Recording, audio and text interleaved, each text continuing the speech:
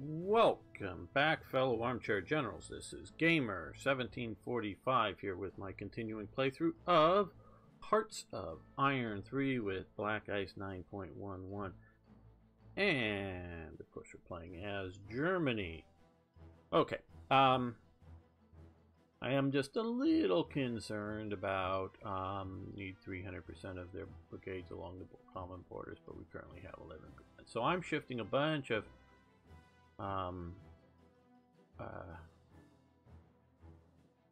forces east just to sort of counteract some of that. Make sure that they don't get huge numbers compared to my borders, but I don't think they will. I'm also shifting a bunch of forces down to Yugoslavia because we're getting ready for our invasion of Yugoslavia in support of Italy and its war in the Mediterranean. And we are shifting forces along the Swedish border because we're going to puppet Sweden because we like Sweden and we want them to be nice, friendly members of our Aryan Empire. Semi-independent, puppeted. Okay, another sort of minor thing I think I'm catching here. I think this is something from GGA here. This infantry division, the 777th Infantry Division, I think it's event given because it's really weak here and there's no leader. But looks like the armored car and the divisional HQ is not coded right to be in the same division. That's all. It's not a major thing, but if it's the AI seeing it, they of course will never get its act together.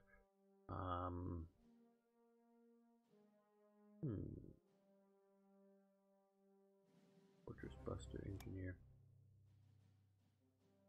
Oh, I think we're going to save him for maybe some other good assault divisions.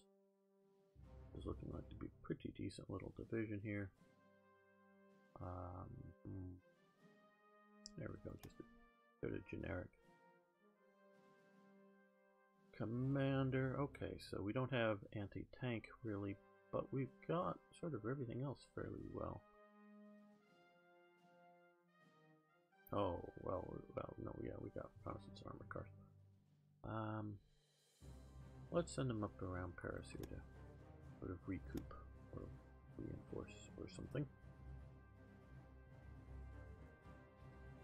So we're going to continue with this, of course. No, Yugoslavia, we don't want to. We want total access, not just move through access. We want to own you.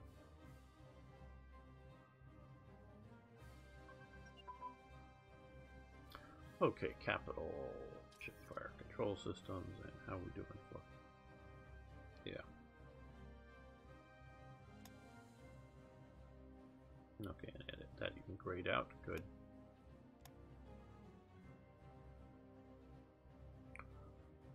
So we're still racing down here to also deal with this. Not that that one garrison unit that's British is a problem. It just the British may choose to reinforce that, so we've got to kill that off. Here it looks like the Italians are sort of moving in here, but I was sort of hoping to delay so that these guys could get here. And then we could kill them once they were out of neutral territory or whatever.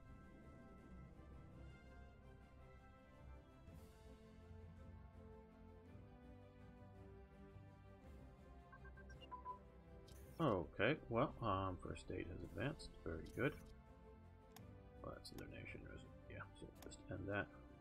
Okay, so now we have a 30% of a slot.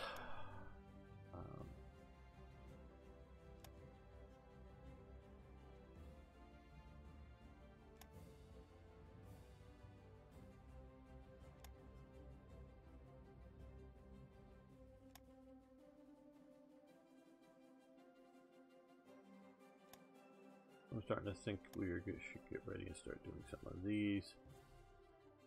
Well, we'll do reconnaissance. Everybody's just about has recon of some sort.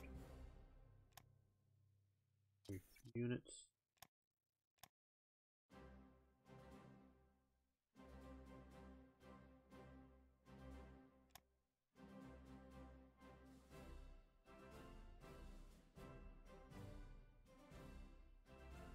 Now, why? Well, I don't know if there's a good why, but let's put some of these guys here to intercept those British that are flying down.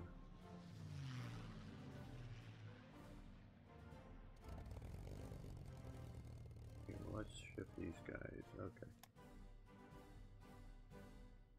Paste it there.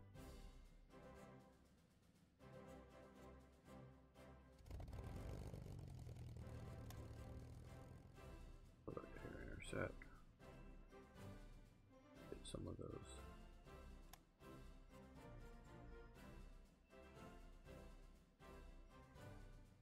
British that are we're flying into that area.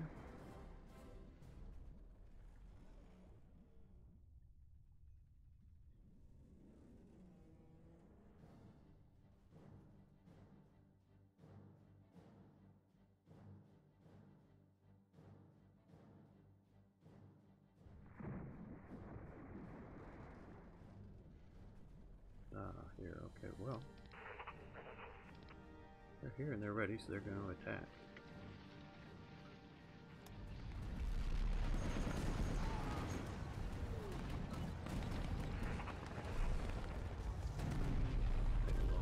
Okay, supply organization, that's very good.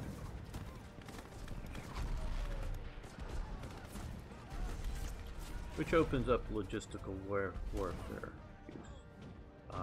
Yes. And the ICs that it's going to cost, I'm looking at that as additional, you know, engines, additional trucks that are not used to motorize a specific division or unit, but just to haul more supplies around. So we want to get that going. It's going to be one of the longer ones to research, but we want to get that going. And submarine fire control systems. Okay.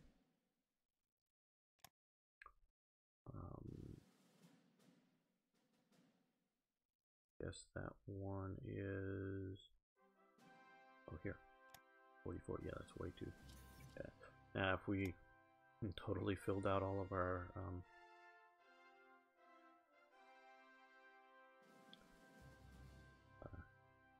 more recent or more timely, I should say, maybe things, then yes, then push ahead if you're the US or somebody like that and can. Not that we can't, but it just, we got, ooh, hedgehog defense, that's good. Not every unit type, but it's a bunch of them, and it sort of helps, especially garrison divisions there, as you can see. Help them, and they're sort of marginal units as it is.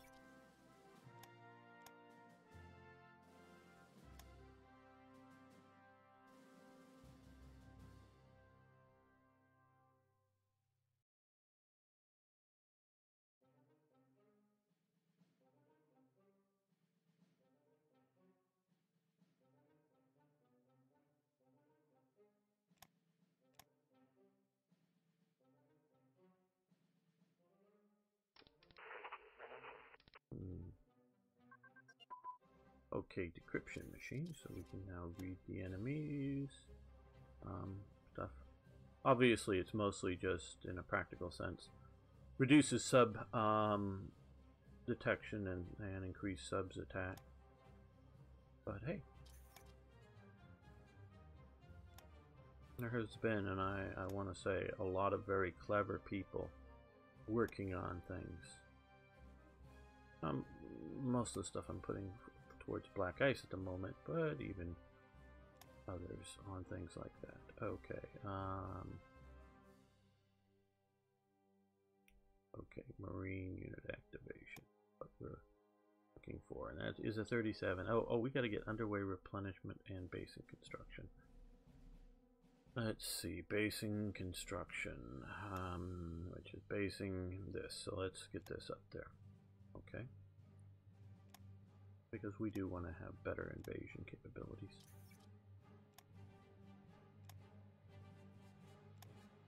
That's one thing that I'm sort of know what they're intending, but I'm not entirely thrilled by what Black Ice has done there.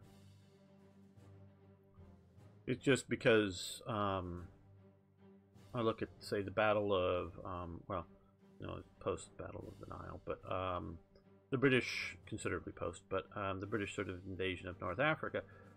It was a, during the Napoleonic era, you know, that's wooden sailing ships before Admiral Nelson was killed, you know, that kind of time period. Wooden sailing ships that came along the coast. They lowered rowboats. You know, those rowboats are fairly big rowboats in the water, and loaded troops on board them, and then had smaller bombardment vessels come in a bit closer to the shore, and they landed against an opposed landing, meaning the French, and I don't know if they had any allies of there at the time. The French were in Egypt at the time. This was sort of, this is after Napoleon had made it out of Egypt back, because, you know, they had the Battle of the Nile, and Nelson comes in and basically destroys the French fleet. After the, you know, they had unloaded all of the French troops and most of the supplies, and so it effectively traps the French army. But the French government was, hey, we've got this really charismatic leader whose army really loves him. He's a danger to our revolutionary state. Oh, he wants to go on a project to Egypt. Yeah, great. He can go to Egypt. Better than him coming to Paris with his army. So, and he wanted to go. And so he gets sent off down here. And then the British, being the British, come in and destroy his fleet. So it basically cuts off. They still have a few frigates and whatever, because you can get into sort of Alexandria Harbor, which is much smaller, at least at the time. But putting a bunch of ships to the line was not a practical thing at the time. So the British, being what they are, they come in and smash the French fleet, and so traps this huge French army down in Egypt, and cuts it off from further supplies. Now that doesn't mean that they can't, shall we say, and I don't know exactly how much, manufacture gunpowder in Egypt. I just don't know, or have supplies of lead or something to make shot. And so, you know, and yes, for, I don't know, things like food, cloth. There's plenty of cloth made in Egypt. Things like leather and other, you know, things for making boots. So you can keep an army supplied locally in Egypt. So it's you know, cut it, and I'm sure they because the Egyptians had lots of cannon around. You know, and not necessarily good cannon, but cannons. And so you can capture a lot of stuff, and you can sort of keep things supplied locally in a way. But it's not, you're not going to get lots of fresh recruits coming from, say, France or anything like this. So this army's cut off down here. Napoleon does escape. Like I said, they had a few frigates and whatever, and he does eventually get out. But it leaves this army loyal to Napoleon just sort of stuck down in France. And eventually the British come in and mop it up. Some pretty serious battles, but it's right around here, sort of, if I remember correctly, a little bit east of Alexandria. They come in against an opposed landing in which there are cannon back in the dunes, and there are fairly large numbers of French troops that appear to oppose it. Now, it's not the great bulk of the army that was here. It was what was because a lot of the army sort of moved into sort of occupation duties of you know, this sort of Greater Nile Valley area, and they'd also for a while had marched up here and fighting the Ottomans and whatnot previously, and come back and whatnot. So so it's against an opposed landing. It's not just like, hey, you know, of course troops can get ashore if there's nobody opposing them. and that's the case of everywhere. You know, but they, in the Napoleonic era, and yes, it is the British, but they were able to pull mostly ships of the line and just general merchant ships, and come in against an opposed landing, and so they were able to do that.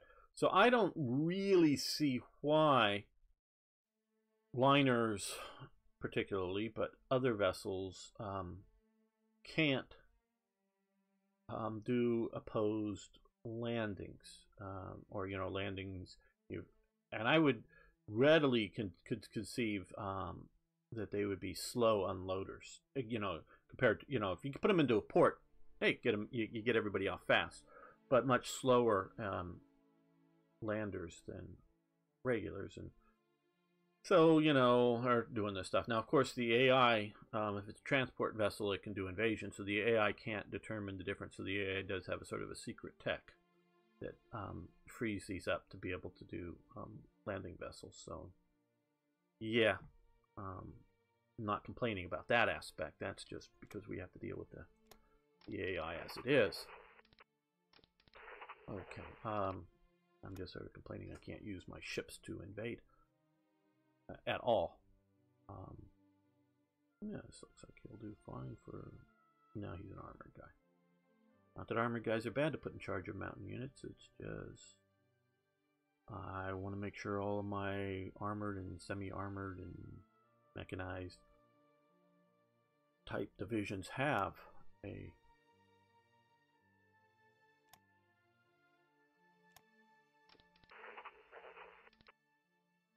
armored commander. And motorized, no, not quite good enough. Let's just get a fast, good attacking kind of guy. Oh, this works. He also goes across the river as well, and they have engineers motorized, keep going fast across that river.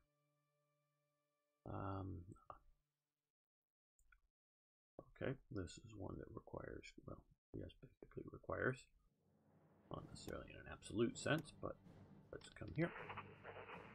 And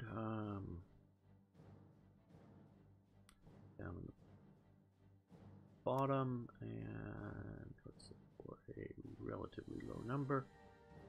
Doesn't have to be the lowest, but just something like that. Just figuring we do those divisions first. Filled out. Okay. So what we're going to do is we're going to move all these over to the 61st Division. And then we're going to follow the... Because I've sometimes been reluctant to use these because I want them to show up as a little different, but... there we go. Now it's the 61st Infantry Division motorized, or semi, but it's enough motorized. We want a bit of an offensive general.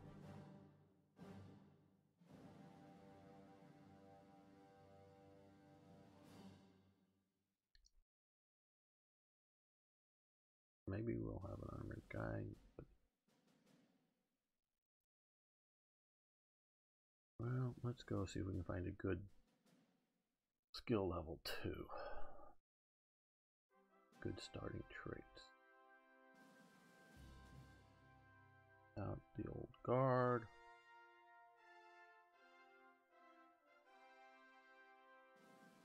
He's good. I really like this trait, Warmare Cross. Mostly, you have out of supply bonus, which is, I don't know why that's red, but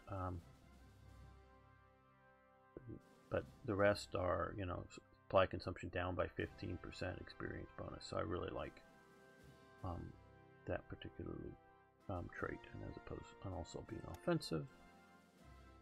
Well, I don't think we're going to get enough other units coming down here. So let's start moving you.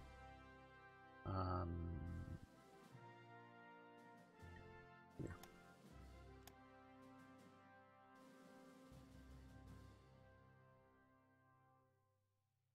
Yeah, I want to just thinking about some comments, and one person I didn't entirely understand everything.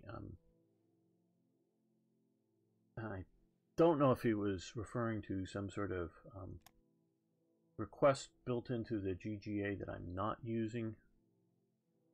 No, you're being attacked. Ooh, you're fighting hard there. You're being bombed. That's part of the problem.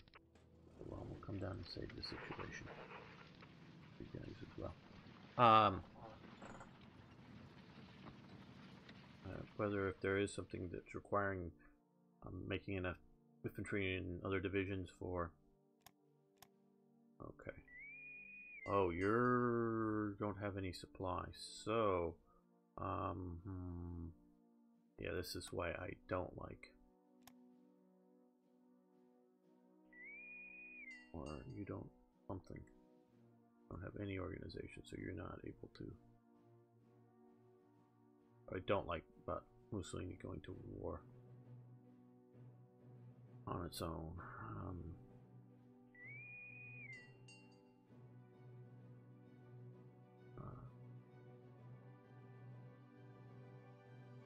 Well, I just don't like it.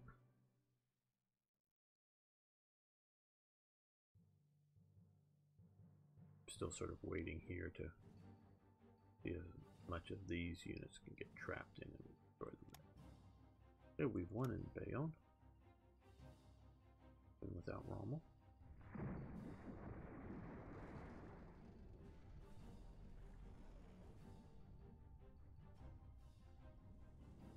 But we don't need this. So what we're going to do here is upgrade the Totenkopf. Excellent. Now I had long before removed the Heimwehr Danzig element from them. They were around. They disappeared now, but they were. I left them somewhere up here. There, they should disappear now. See, they disappeared.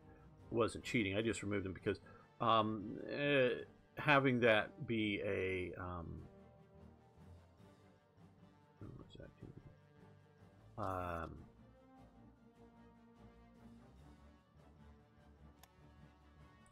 Ooh, you could almost be built, so we'll put you up top.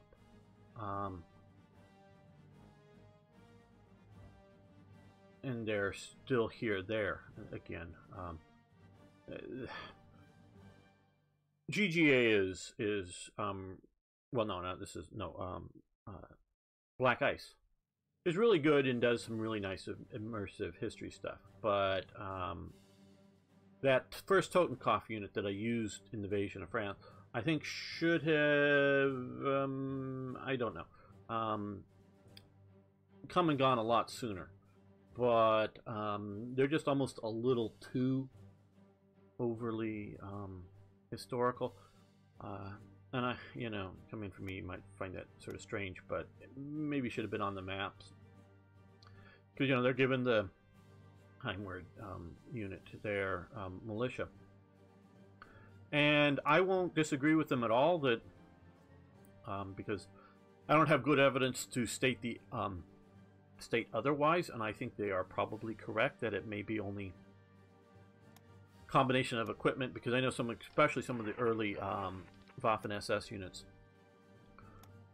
Well, some of the early, what we think of as premier Waffen-SS units, but always Waffen-SS units are always having like, where do we get equipment for these divisions?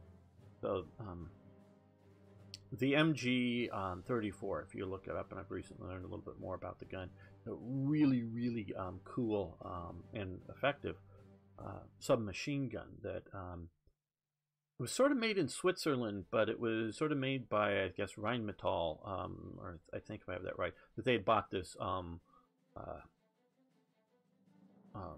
Solgen, I forget how to pronounce it, company, to be able to do production in Switzerland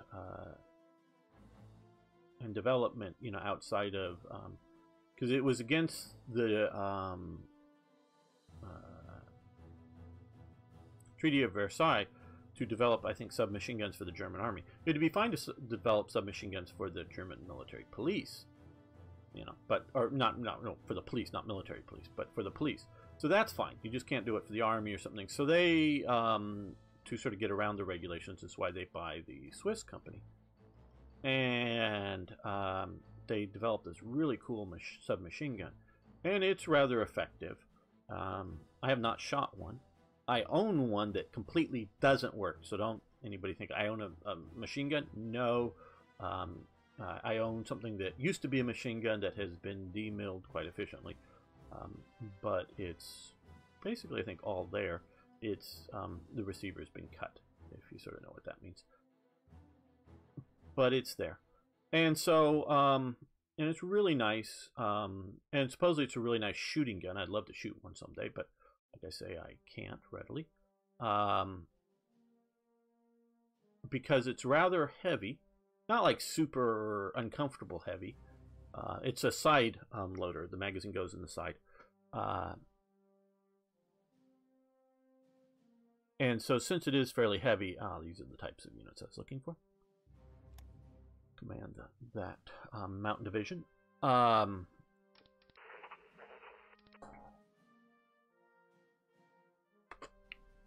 It's so because it's fairly heavy. Sorry, I'm distracting myself. The recoil is very, very limited, you know, and it's also really nicely milled and machined. So where you start in getting, particularly like the MP40, much more so, you're getting stamped bodies and stamped parts within them. Where the body of this is highly machined, and even there's a barrel shroud that you sort of your sort of standard barrel shroud, with a bunch of holes in it so that air can sort of breathe. But if you put your hand on it, well, it could be warm theoretically, but it's not like hot, like so you're not going to touch the barrel. But that's all part of the receiver, and it's all milled out. So you're milling out this round thing, it's as opposed to being a stamped or other quickly made barrel shroud. So it's really, and I've looked at mine, and it's really very well made, and so it's rather expensive to be made. Well, these were often used by the Waffen SS because they were never an official gun of the German army. I think the Austrians bought a bunch of them as well, so got into the stocks, and so the German army did use them because they acquired such and such Swiss division, or not Swiss, Austrian division is now part of the German army. Oh, in their armory they've got 300 of these guns or whatever, and so they were used by the German army, but they were also outside of the normal procurement process. So when the Waffen SS wanted submachine guns and all the rest, show up at a factory, well, all of ours for the next 6 years or whatever theoretically are going to the army.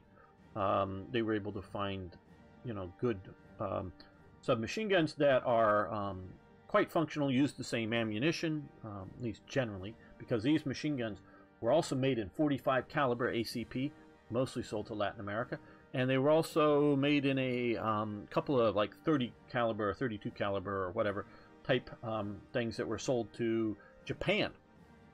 That the Japanese use these submachine guns for their elite, because they had trouble developing submachine guns for their elite paratroopers and Marines for a while, well, through the war, but they bought a bunch from Europe.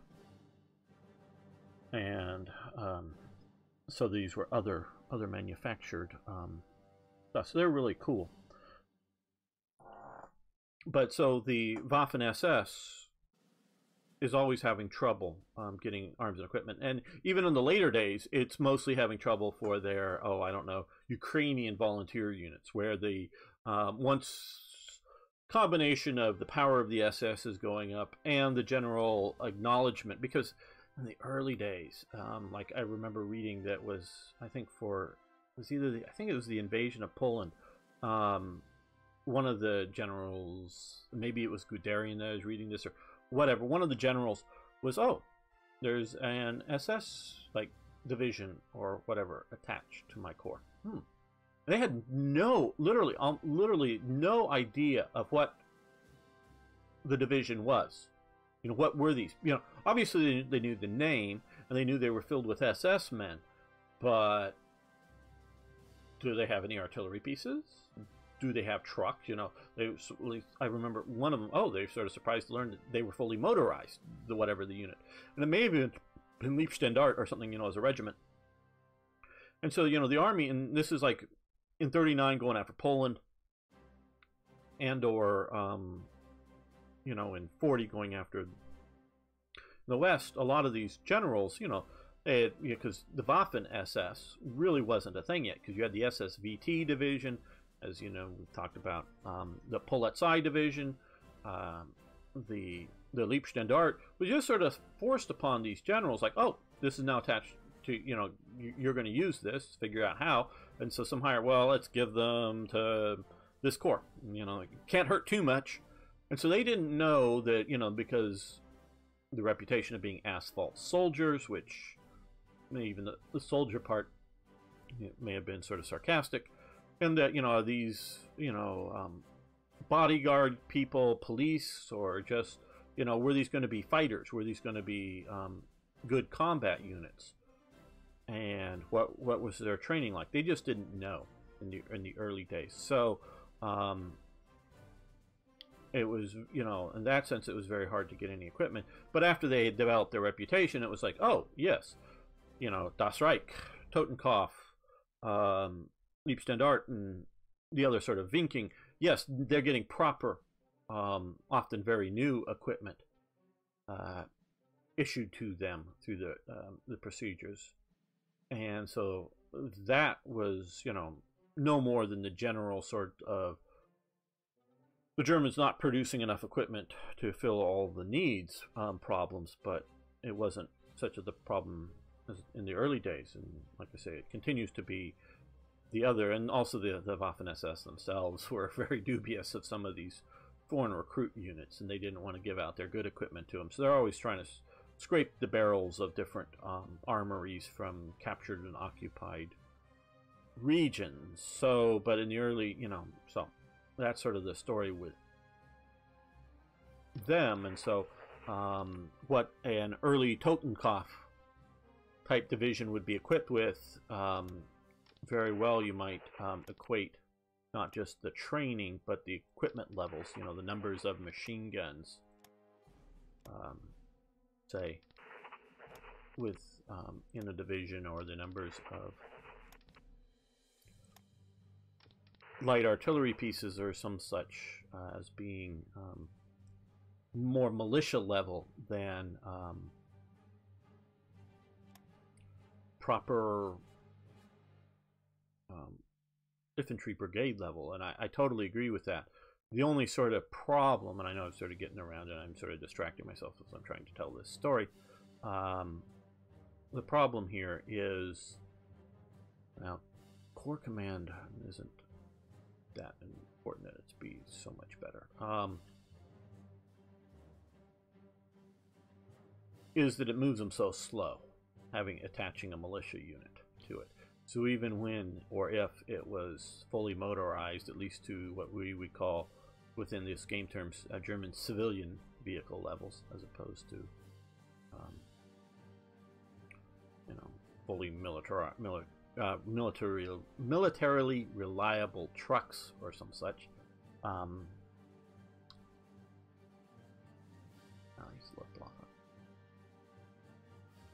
Okay, you get a promotion to command this. So I'm not disagreeing on those things. It just becomes, I want to ditch those militia units very early on and just rely upon the main regiment and their other faster support units.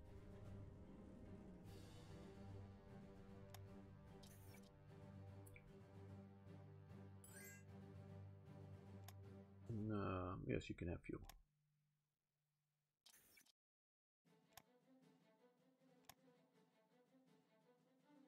Right, well, now that we are back up on fairly good supply terms, we're going to just go down to slightly above need, which of course significantly by about 20 ICs pushes into some more stuff we're building. But we're still building at least one of these is 41. Not that it couldn't be. Some of these upgraded divisions needed a lot. Oh, and here we go. We get another upgrade, and we're going to take it.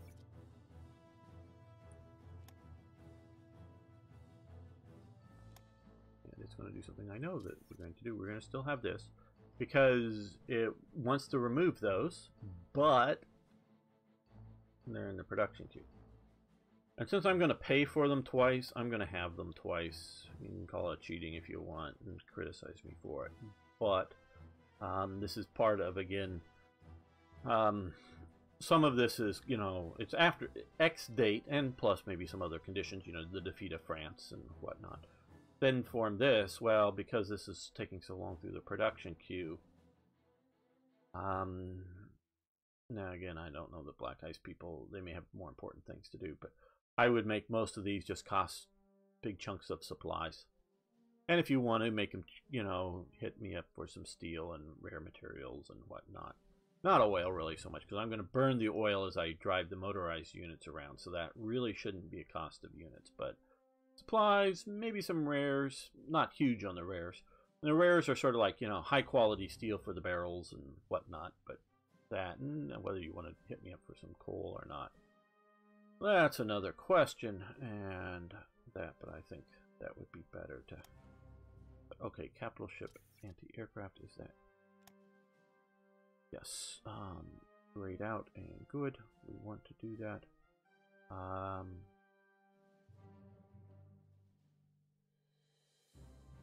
Well,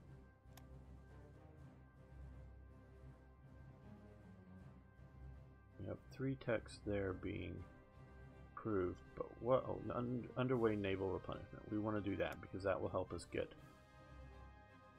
better invasion and craft. And so I agree with at least some of their work on making better, this is a topic earlier in this episode, better landing craft, you know, getting towards the Higgins boats and whatnot. I agree with that, needing some of these better technologies, but that still doesn't mean you shouldn't be able to. We'll let that continue. Sniper warfare, that is. Okay, and TK Ritter unit. That's Totenkopf Ritters. Dart 1 and 2. We got they in the production queue as well. No, they're on the map. Of course, they are not that overly effective. Okay, and again, oh, Fengelin is after this one, yeah. Well, we'll send them down here to help with dealing with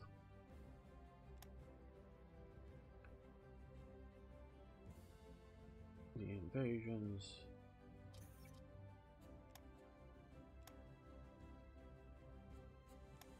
See, all of those are what is sort of created out of this, which is just the smaller, and then the main school here.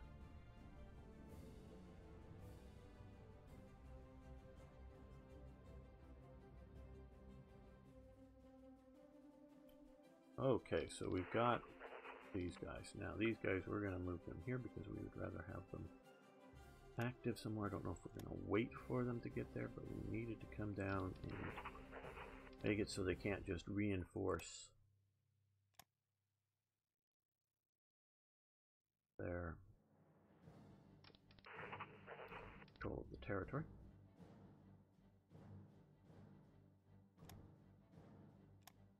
And you never know what the AI may land. We are definitely waiting for, well, a bunch of this at least to get over there. And those guys down there, and these guys are almost here, and hopefully they'll get there soon, and then we'll just destroy them.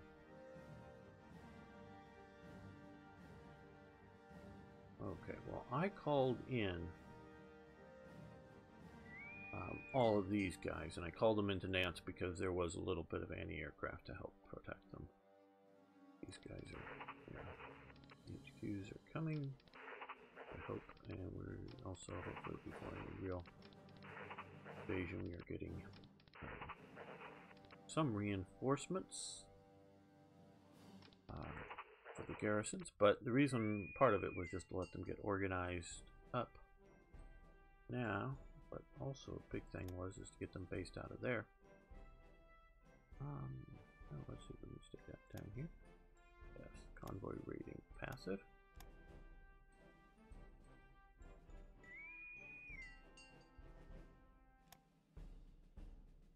Further away from land-based air, in some cases at least from Britain-based. Might be moving nearer to a Gibraltar-based air. No, that's too far. Okay, go. Put out, in some cases at least, towards the mid-Atlantic gap. Is that everybody? Nope, not everybody. See if we can do a bolt. Yeah.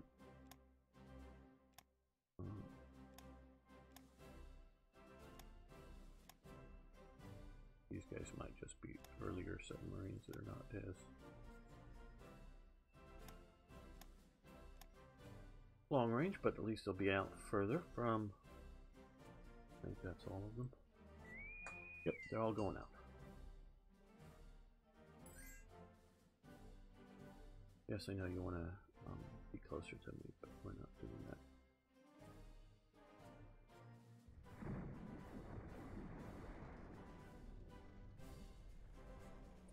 And watch as they start sinking 2 convoys right there, just coming out. Yeah, these guys here are either earlier, slower.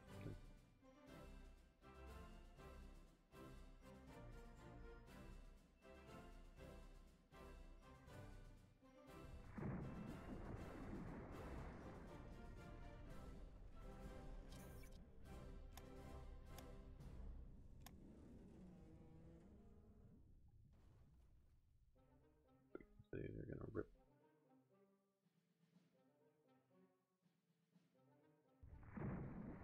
the British convoy system apart. At least that's the plan for them. I like to watch them doing this. Hope this makes for good TV, as it were. And more green dots grow. Going down this way should catch a bunch of them. To the convoys as they come up and go out to the Mediterranean and other places.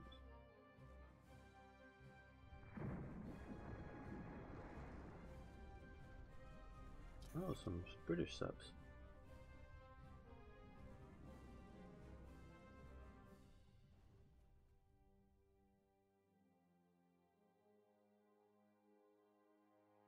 And of course we are still sinking there. These guys are still operating down there.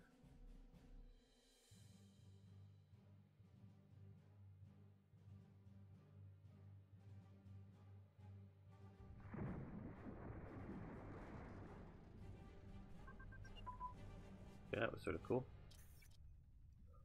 Just ripped the guts out of how many convoys. And I guess theoretically,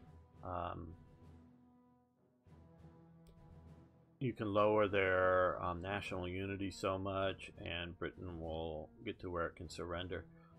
I don't really know how practical that is in game terms. I mean, like I say, it's theoretical. I've yet to see Britain actually surrender. But by killing these convoys, what it will do is force them to produce more convoys and more escorts, as opposed to building new units or repairing other things. And it can, if you just don't have enough convoys to move things, so if there's no convoy to Gibraltar, that unit will starve and lose organization. You can invade it basically unopposed, no matter how it has 0 organization. You just sort of show up and do an invasion, and the unit there surrenders. So it is in my opinion, it is. I don't know if it's vital. I was going to say it's vital. Well, it may not be vital to winning, but it sure as hell helps. And doing this now, also doing this all at once, because the AI seems to be able to like, oh, track where we're losing, and then send in anti-submarine vessels to operate. But by doing it like this, it's gonna have harder to you know where to go. You know, where do we go? Where do we go? Where do we go? Kind of thing. It's all over. Because if they start trying to patrol into here to sink these, well, we're all over. And then when they start noticing them out here, we want to get out there and spread them out more. Okay, Cass. I know you already know most of this, but that was pilot training. Okay, and we'll let that go because I see it's 39, 38. We'll let that get better. We're building a bunch more Cass. We took a bunch of air losses for the Battle of France. So we're trying to rebuild some of that.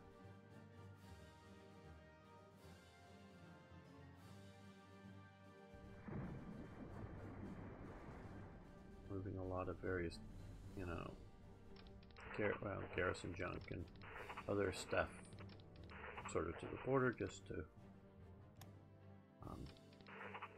show unit strength, though I don't plan on using most of those for any sort of invasion purposes. One of our total costs. This is the first one. No, this is the second one. Second one's first. Okay, well. Better one here. Happened last time to me too. And yes, part of it is just my style of delaying the invasion of Poland so that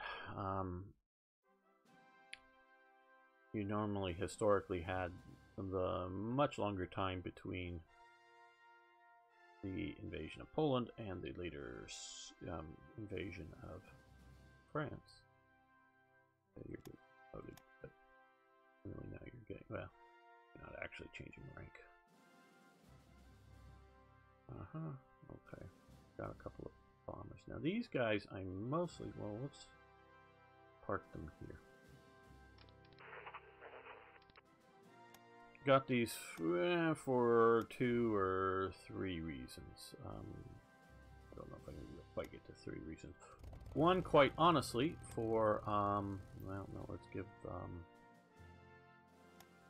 better bomber to reduce the cost and keep the practicals a little better for building some of these. But it's expensive to do that, and that's quite true, but that is part of my motivation. The other part is because we're going to be invading the Soviet Union, I'm going to try to do a better job at strategic bombing from an early stage. You know, it needs to be on, you know, some sort of ICs. Normally I don't bomb the ICs so much because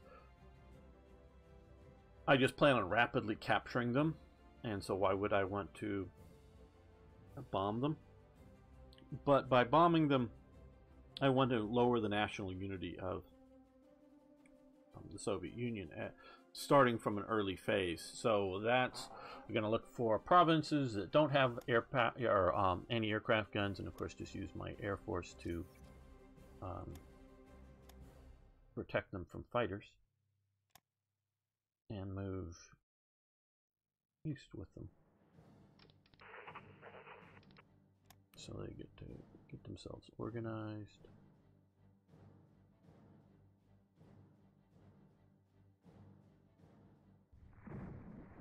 I would actually sort of feel bad. I mean, for an immersion version of having 2 of these, ain't good. Whatever, I'll live with it.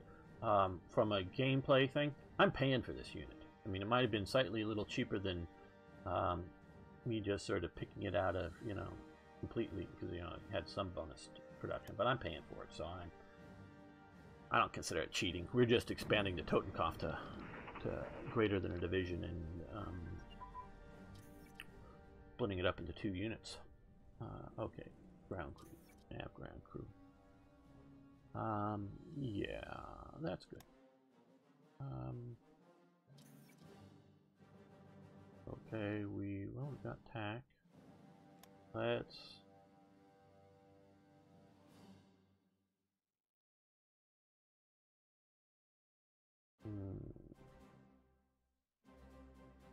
well, let's do Strategic Air Command. Let's at least get a little bit of that. Reduces some of the bombing penalties. Keep that going up a little bit better. Upgrade the second. Might as well get this done. I'll pull it probably out of somewhere that we were going to use it, but I'm figuring it's going into the production queue. Again, I'm not... It takes a while to train these units up. It also costs to get new stuff. I'm just, as you can tell, sort of two minds. I sort of agree with it and sort of frustrated with it. Okay, well, let's put those two... Okay, well, now we have...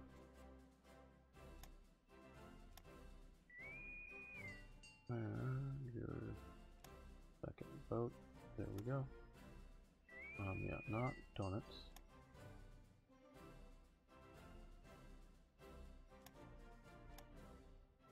Purity boat. Okay, we'll let them get organized before so. I'm thinking maybe dropping those in the Mediterranean, but I haven't decided yet. And the liners as well. They may have just been on a Mediterranean cruise when the war broke out.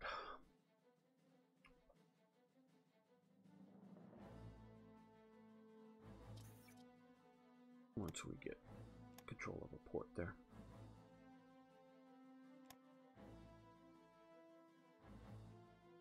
I'm now regretting having the component to do those extra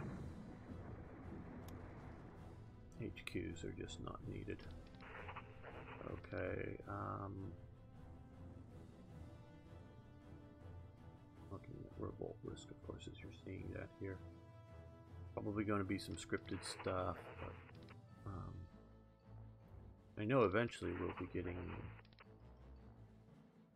really good units that are coming, but we're looking at it now, as well as the possibility of...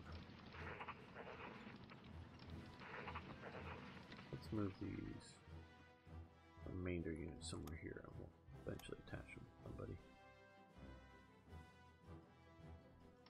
Got a lot of stuff there. Okay, just that stack and still more coming. Oh, looks like the Italians did for them. Okay, well, messed up those plans, though they're not important.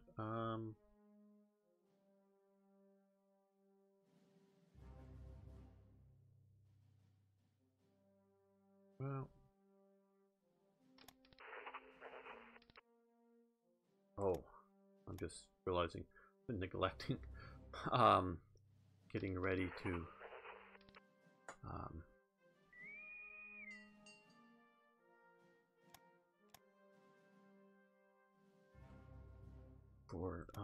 no, I gotta move, weather's getting bad. Going after Sweden was recently. Okay, so we've got, I haven't totally neglected it, but these guys are mostly here to do this. At least temporarily.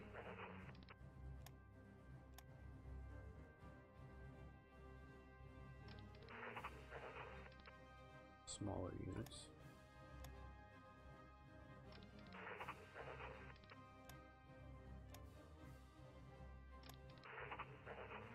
That one we're leaving there. Okay. Now.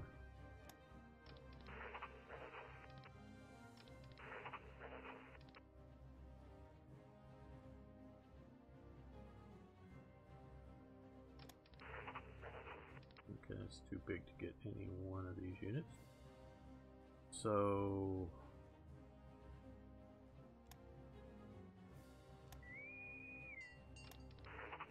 do it bit by bit. Probably be like all but one of them.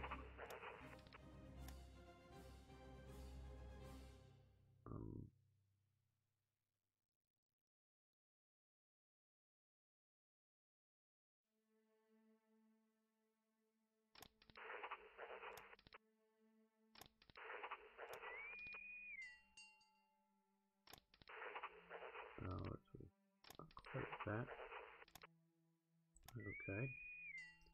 And since we're going there, let's see if we can get the Stug on board.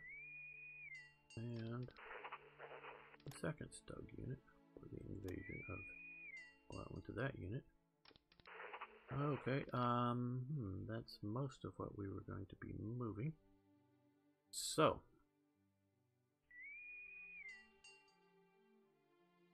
you actually go to there, to the base.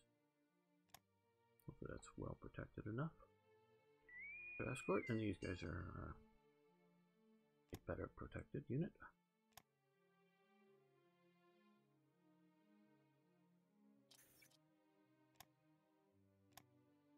We've never achieved good enough relations with Sweden to get the Swedish steel effect, which I'm a little disappointed by. It would have helped. Obviously, we have more than plenty of steel, though we are importing some considerable amounts.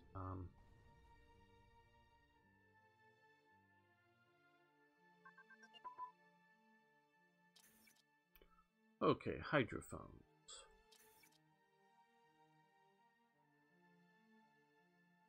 I think we want to, yes, end that. Okay. And that also allows active sonar for submarines, or was it other things here? I don't know.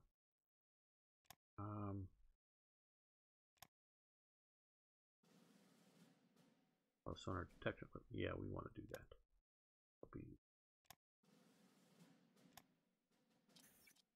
Help avoid the marine hunters. Okay, upgrade the Leibstandart now, and this, yes. We might as well just do that. And it's in the production queue. I'm just taking what units I figured we were going to be going for. Yugoslavia. And, well, where's Leibstandart? It's way out there, so I don't know if it would be in time at least for the start of it, so might as well upgrade it now.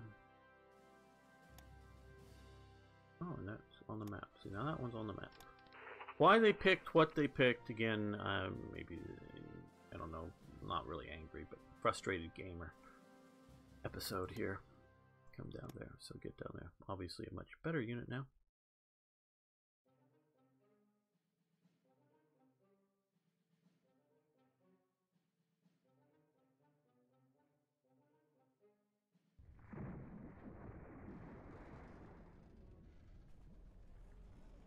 You can see these are slower because, and those other ships, because snow begins to fall.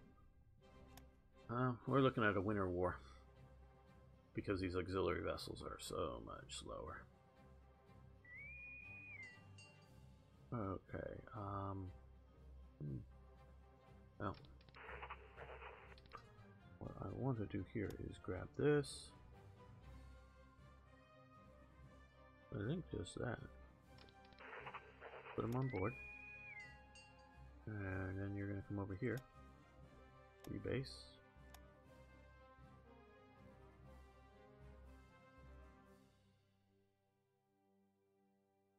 You're going to move faster, this is why I'm using you.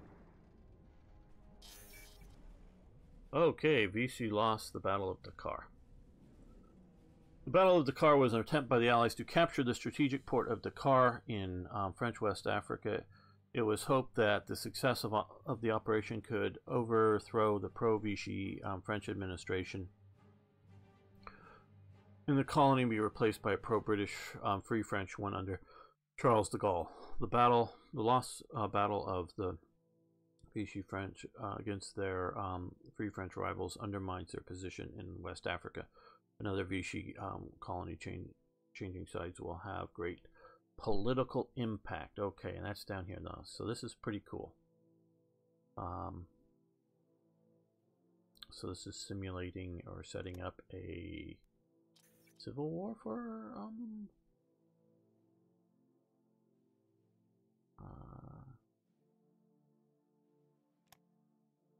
no, It's not in a civil war at the moment. This just changed sides, and so these Vichy units have to leave here. Okay.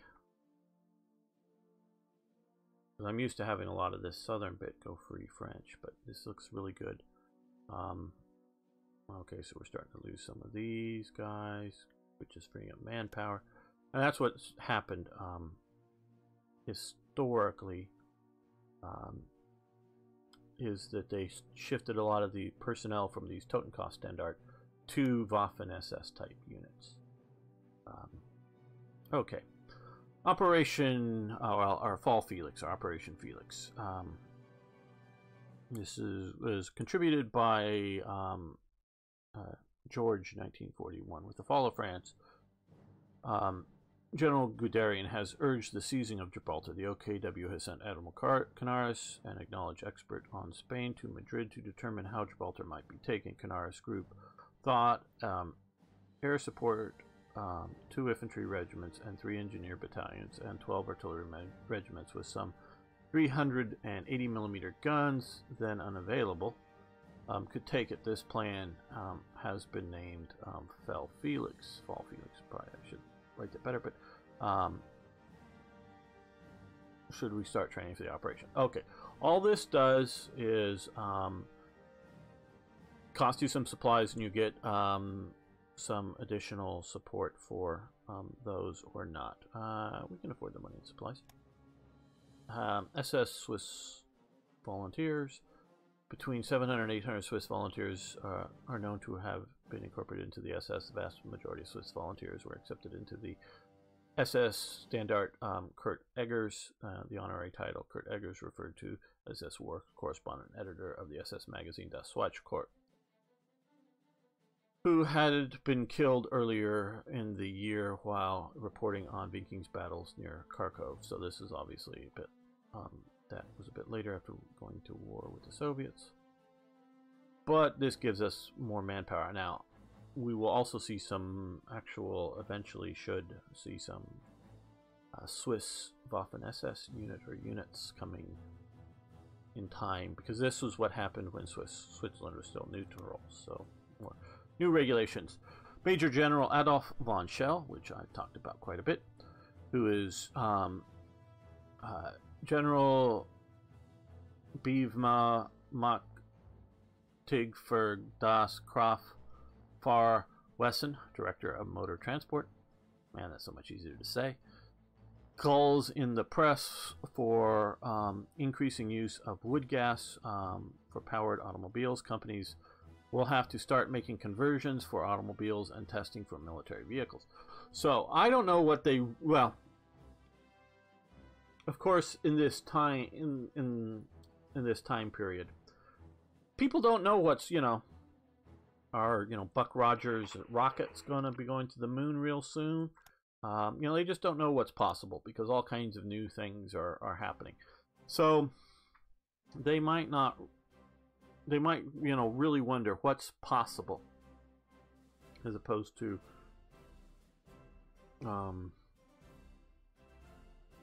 so got to test it out, as opposed to just seeing how practical it is. Obviously, here we see a photo of a Tiger tank, which is a little bit later from now, without the turret, being run with wood gas contraptions. This, oh man, I don't know. I think it's a 38T here. Looking at that, it doesn't have the conversions or something on it, maybe, or something. Has a because you can, I think that's the back of the turret right there, so you can see here.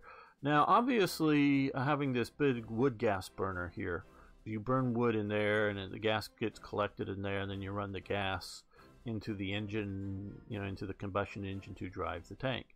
That isn't going to work real well for an armored fighting vehicle, because you could sort of kind of shoot that up fairly easily, and limits the traverse of the turret and a few other things. And I also know that it is it's the gas that goes into the engine just won't power a vehicle as well as gasoline would. I'll probably talk about this again when we have some stuff dealing with the civilian situation. But, you know, there were cases of converting a lot of civilian vehicles over to wood gas. And where, you know, in Germany or something, I think I remember one bus route between towns. They'd have to get the passengers out, and at least sort of the healthy male passengers might help push the bus up an incline on part of the route. And then everybody, once you get up, you know, over the peak of it, everybody gets back in the bus and continues on. Where a gasoline-powered bus, the same basic bus doing the same basic route, would just easily be able to drive it. It's just not as powerful as a proper gasoline. But if you're looking for a renewable fuel source, wood gas is a very effective, very renewable wood source, because you don't have to have old-growth trees. You can have, you know, limited, you know, quick-growing trees and harvest them and then burn them in wood gas, and you can power your vehicles that way. It's quite effective, though it isn't necessarily very clean, but compared to in this day and age, you could have better filters and scrub the gas coming out to have it much cleaner. Because I know, just because of the demographics, many of you are fairly young. You don't know what it was like before catalytic converters on cars. And I grew up in LA, which, because of various geographical elements of it, we used to have lots of smog. We don't, in any real practical sense, have any smog anymore. Not saying the air is 100% clean, but it is so clean. An old LAite would, like me, would say it's perfectly clean. And in my opinion, you don't need to have the air any cleaner than you do in LA. For good health, for the environment, for humans, for animals, for all kinds of stuff. It's perfectly clean. And of course, we're burning lots of cars. But we now have catalytic converters and other restrictions on factories. So I'm for some levels of that stuff, but I think sometimes they go too far. And then we also see it here being used on the back of a half-track. Looks like the same unit that was, or not maybe the same unit, but made in the same factory or something. Unit here being attached. Why this may look shorter is just because those are taller than the back of this little 38T here. If I'm identifying those right. Now this brings up where, and you will see, and this looks maybe a little bit more out in the field, you know, driving down a town with a bicycle next to it, compared to, that's obviously a testing, not an operational, and I don't know what that photo is, whether that's an operational unit with a wood gas burner or just a testing somewhere. But what you will find is some level of German motorization that is using wood gas, particularly later in the war, because of gasoline shortages. And a lot of it is things like trucks, because, hey, a truck ain't armored, you know. And so having a wood gas generation stuck on it doesn't affect its combat effectiveness. Sure, it's a little heavier, because you still have to have the regular engine, plus you have to have all this extra apparatus on it, and you have to stick wood in it to burn. And it's not as powerful. So sure, I'm sure much easier to get stuck in Russian mud. But if you're still just moving supplies around and whatnot, it's not going to go as fast, not going to go as well. But if it's a choice between not going because you have a gasoline-powered truck and going slowly because you have a wood gas truck, military people would rather have a slow-going wood gas truck to keep some level of motorization.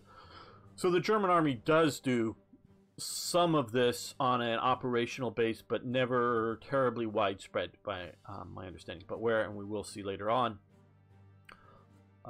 lots of civil conversion, which allows continued motorization in the civil. But that includes growing food, not just, yeah, sure, your family car. A lot of people converted their little family cars over to wood gas so that they just got scraps of wood, you know, stuff that's not used for building anything, and you're only going to burn it for something. And so burning it to drive it around, so people had, or taxis, you know, in a civil sort of convenience sense. In cities, people would have, you know, whether their own cars or taxis or whatever, with wood gas. but also, you know, for tractors and delivery trucks within cities and other sort of things that are war-related industries too. On the civil side, massive, massive uses of this, which then, of course, keeps that still operating and frees up the fuel for military operation. We gain a little descent because we are making life a little more tough. Now, I thought this was interesting. This, of course, happens after the fall of France.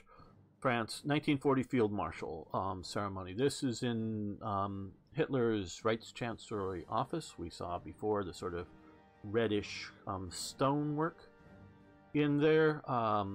He's presenting Field Marshal batons to all of these guys. That's sort of the flag you get to have for a Field Marshal.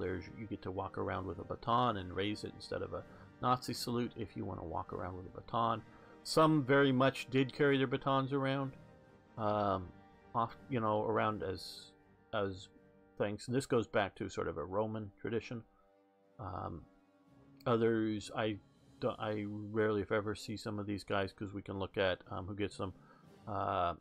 Brauhitsch, Bach, Keitel, von Kluge, Lieb, Liszt, Milch, Reich now, Rundstedt. Rundstedt we see sometimes with that, and so we see in some, but we rarely see photos. So we're going to keep the German generals happy and pass out those nice honors. Okay, and talked about this before, and we always, those of us who sort of know, and I didn't really realize this, you know, Reich Marshal Goering, he's a field marshal. Actually, no, he was a field marshal, or an air marshal, if you will. That's more of a British term, of the Luftwaffe before this. At this ceremony, he becomes Reich Marshal. I know I talked a little bit about this before. So the hierarchy of the German Reich at this time, and he gets a new baton. And if you notice, although this is sort of Air Force blue, that's more of an Army eagle. That's not an Air Force. That's not an Air Force eagle. And you can look here at sort of those eagles on there are Army eagles. They're not Air Force eagles. Where if you look at his earlier Marshal's baton, his Air Marshal's baton, it's a Luftwaffe style with Luftwaffe, eagles in flight as opposed to eagles perched. That's an eagle perched. So this doesn't have any overt Luftwaffe other than just sort of the blue symbol. And you even see the Balkenkranzes there, which were used on Luftwaffe aircraft, of course, as well. Because it now goes from the military, the head of state, head of the military, Adolf Hitler. And then immediately below him, at this ceremony, you have Goering. Goering is immediately below him. And then below that is you have the OKW, the Oberkommando of the Wehrmacht as a whole. And then below that, theoretically, though it's not, the OKW really doesn't always command the Heers or the Navy fully or whatever. But then below it you have the Navy, the Army, and the Air Force high command. So that's in theory. And what this is dealing with a lot of the ongoing assassination attempts on Hitler. And what Hitler wanted, and I've talked about this, Hitler believed in a supreme power. I want to say it that way because often people, when they say God, they are envisioning a maybe a human-like being.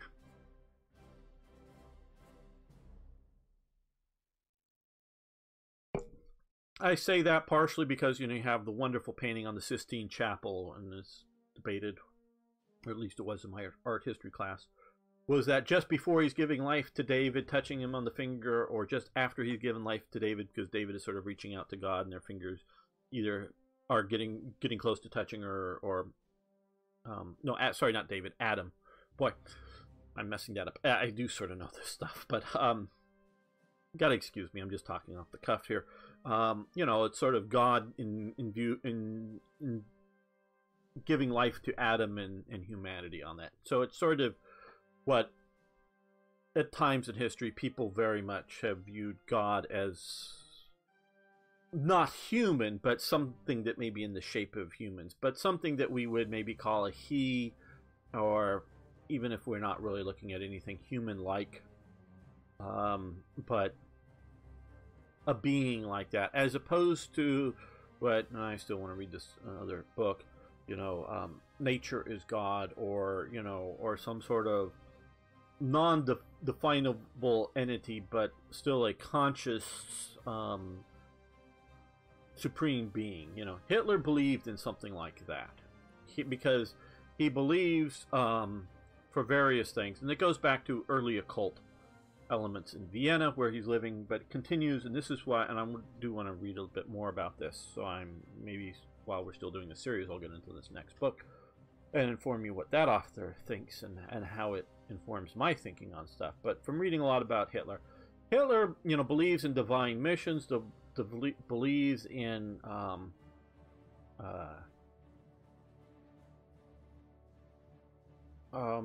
divine support for things and divine guidance of things.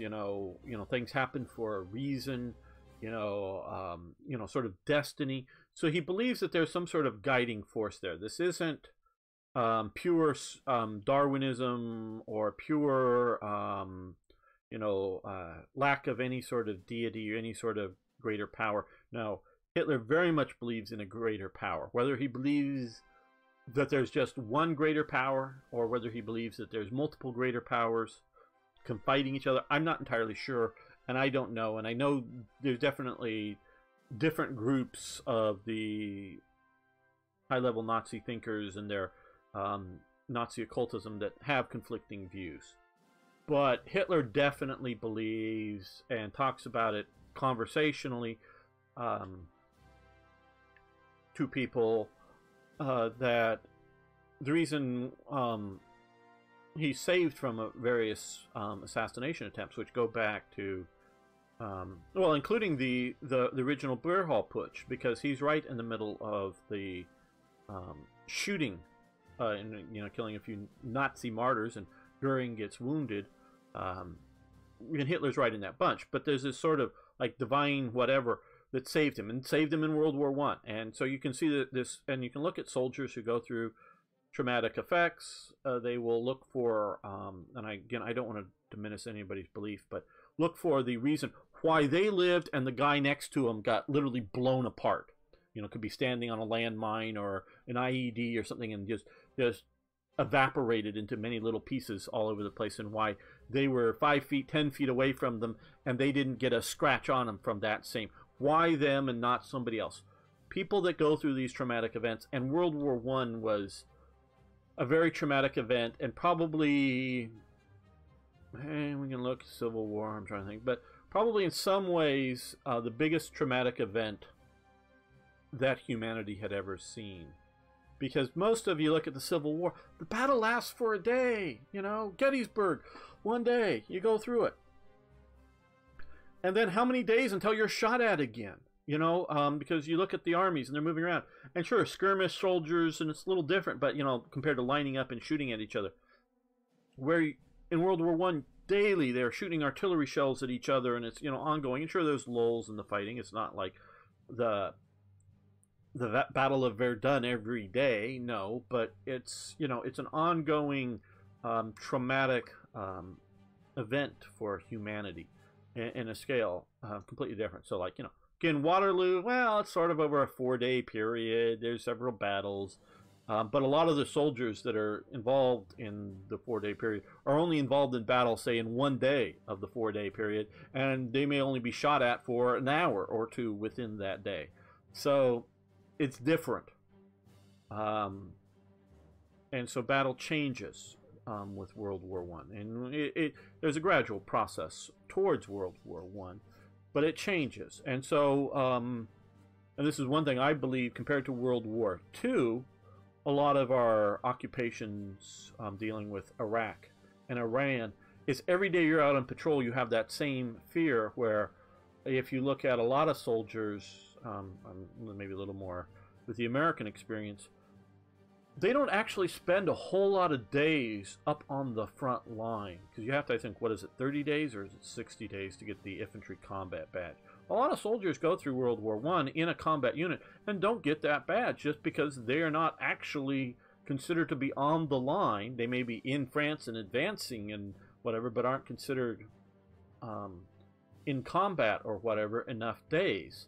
So, and then you have, oh, I don't know, a lot of logistic soldiers within a division moving up that may never in a way see, you know, direct combat, but those same types of jobs would be daily worrying about IEDs in an Iraq situation, you know, and so you get this ongoing greater stress levels, and that type of thing. So, you know, the stress is going on. So Hitler goes through World War I, survives, you know, is wounded but survives, and then all these attempts on him. So he believes there's this divine power protecting him, but he definitely believes in, if you will, a god, whatever, however you want to. He wants to describe it. We want to describe it. Whatever. He believes in it. But he also knows that at some point he's going to die, because whether he believes he's the divine or the savior of Germany or not, he eventually believes that he is, and then obviously he feels Germany or Germans have failed him, you know, when he's losing at the end. But he knows that whether it's old age or something, he's going to die. But there's a high chance that he's going to, or a higher chance that he's going to, than just other random people, die of an assassination attempt, or possibly of, you know, an Allied attack, a bombing of his train or his headquarters or whatever else. And so what he wants to do with this ceremony, this isn't just to keep Goering happy. He wants to assure that the next person taking over the military is a dedicated Nazi, is a dedicated National Socialist. So, and this is in, remember, this is in 40.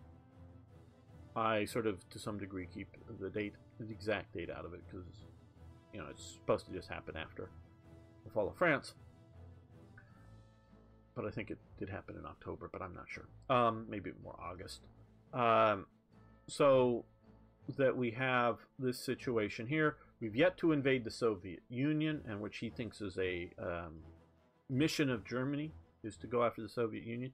And so if he's assassinated, and if it isn't clear who the next military commander is, and because we're at war, you might see the military sort of going, hey, we're in charge now. You know, the army, because that's the senior service in Germany. Obviously, it's not the Navy, you know, they aren't that big, and the Air Force is very new. So it's not going to be the Air Force, so it's going to be the Army. They're going to take over. And they've sort of, you know, somewhat have neutered the SA. And though the SA is now spread throughout the Army and sort of making the Army a little more politically reliable. But if it isn't necessarily doing a coup against Hitler and what's seen as the Nazis, but just a reaction to Hitler's death and stabilizing it, you can see the Army taking over. And whether it's negotiating peace with Britain or not or whatnot, but they may not have this National Socialist mission to go east, and the real sort of war, if you will. Hitler knows Goering. Hitler believes Goering will follow this out, and by putting him in charge. So that's the importance of Goering and this. So, and here's the sort of keep Goering. There's the actual command flag there, and there he is with his new, because you see his old Pour le Mérite cross. I think that's a World War I Iron Cross. Below it, the Blue Max. Well, the Blue Max is the Pour le Mérite. And then he gets this Grand Cross of the Iron Cross. This isn't a Knight's Cross. This is a Grand Cross. It's bigger. And he's the only one I think ever gets this, or maybe somebody else is given one at the very end of the war or something. But he's given the Grand Cross of the Iron Cross. It's bigger than the Knight's Cross. And the Grand Cross for successful leadership and great performance, Luftwaffe on the Western Front. He was the only recipient of this prestigious award. That's what I thought. Original, again, what I put in here, I sort of research, and what I remember to tell you is a bit different. The original Grand Cross was outlined in silver. The Reich Marshal considered it not enough and had a platinum-edged copy made for him, which he usually wore. That's what you see there. The original award was destroyed in an air raid in '43. In the event, the image is shown one of Göring's copies, which survives today. So that I did my best. You can hardly see the swastika and the date there. My best to take that image out and show you what it looked like, because that is a surviving. Whether it's that actual one you see in the photo or not, I don't know. But it's one of them that he had, and to show you that it wasn't flashy enough, so he made it flashier. Just sort of Göring for you. Okay. Costs us a little bit of money to do that. Okay. Okay. Let's do Kinderlandsverschnickung. The evacuation of children was designed to save them from the risks associated with aerial bombing of cities by moving them to areas thought to be less at risk. The German term used for this was KLV. The Germans are going to make incredibly long words. At least they do enact initials for them so that we can say them easier. KLV. At the outbreak of World War II, there were no large-scale evacuations of civilians in Germany as there was in Britain. From early '40, the KLV was extended to children under the age of 10, but also participation was voluntary. Adolf Hitler personally intervened following the Royal Air Force bombing on Berlin 24 September 1940, instructing the evacuation of children from areas at risk of bombing. The National Socialist People's Welfare, the NSV, organized the relocation of mothers with children up to 3 years of age, later raised to 6 years, with or without older siblings, and some pregnant women to host families in safer areas. An estimated 202,000 mothers and 347 children were relocated by special trains up to the middle of 1942. The total number of evacuations is known, as the KLV documents were destroyed at the end of the war, but a senior official in Hitler Youth wrote by 1943 that the total operation comprised about 3 million children and young people, including 1 million KLV camps.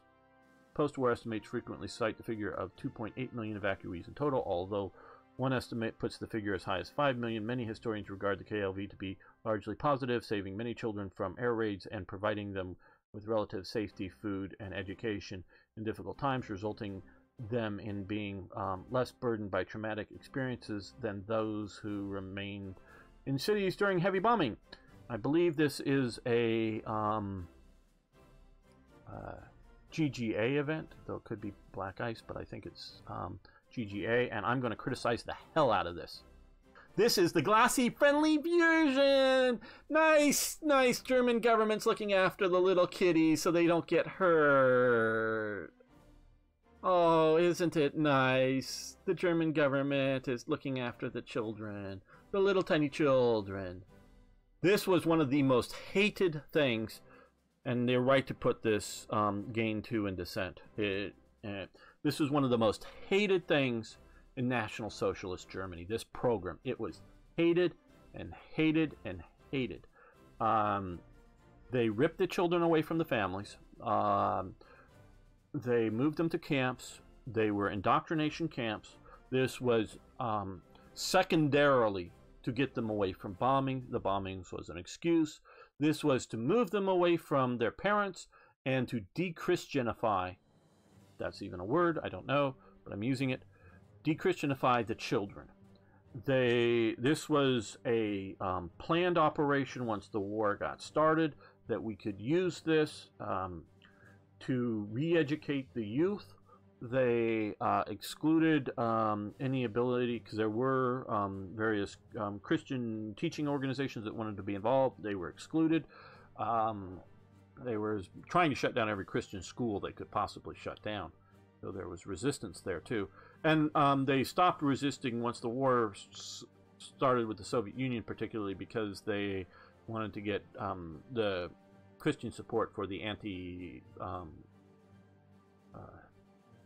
atheist crusade of into the Soviet Union. Now, again, I'll quickly circle back to Hitler and his beliefs. Hitler intentionally wanted to confuse people when he, in public speeches, particularly in going up to, trying to gain power. He wanted to confuse people that he was invoking the Christian God and Christian, divine support for it. And he, at sometimes, I think, again, I don't speak German, and I'm sort of taking other authors, though I think they have credibility, and some of them did speak German, and they citing their sources, and so you could go in and look at their sources. Again, Hitler's Monsters is one of them, and it's sourced. So if you disagree with some of the translations, okay, but unless you disagree with them, basically Hitler is trying to fool the people into, that he is, at the end of his speeches, he is invoking God in one way or another, and trying to fool the Christians into believing that that's who he is, actively looking for divine support. When in fact, I do believe he is personally invoking his divinity, as well as fooling people of the nature that National Socialism isn't atheist. Yes, it isn't atheist, and so they try for a while, and it fails miserably, of setting up a National Socialist church. And they thought, and they had a few dupes, I think, and a few knowing, mostly Protestant, what is it, Kist or